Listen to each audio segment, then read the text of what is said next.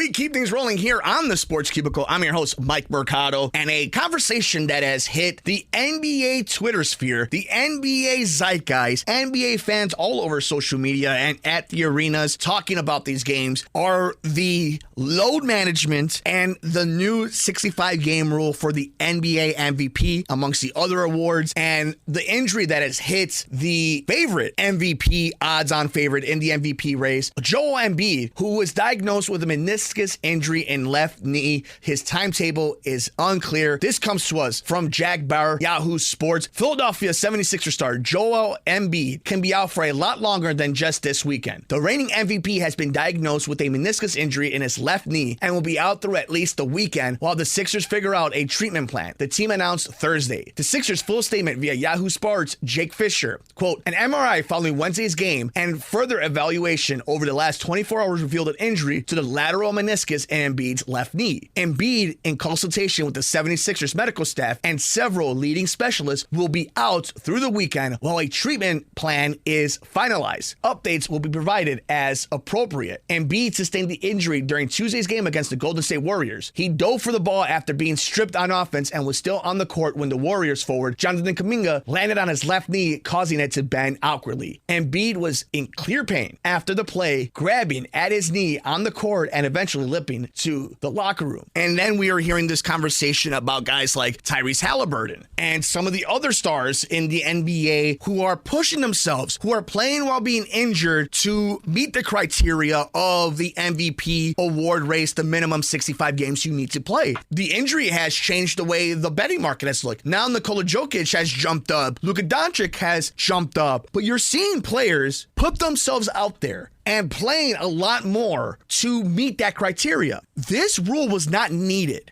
It was a reaction, an overreaction to everything that was happening with Kawhi Leonard and LeBron James, Paul George, and all these other guys in the NBA, of them not playing certain games, not playing back-to-backs. And the way the narrative changed it was much more impactful than the actual stats behind it. Because while science is showing that load management may not necessarily even work to keep a player from being injured, the one thing that we did see is you don't win awards if you don't play. You might make all-star games. You might make things or win things that are fan voted. But when it comes to the players and the journalists, the ex-players, the people who vote on the awards that matter, that make you win incentives in your contract to activate them so that you make more money, they weren't voting for people that weren't playing.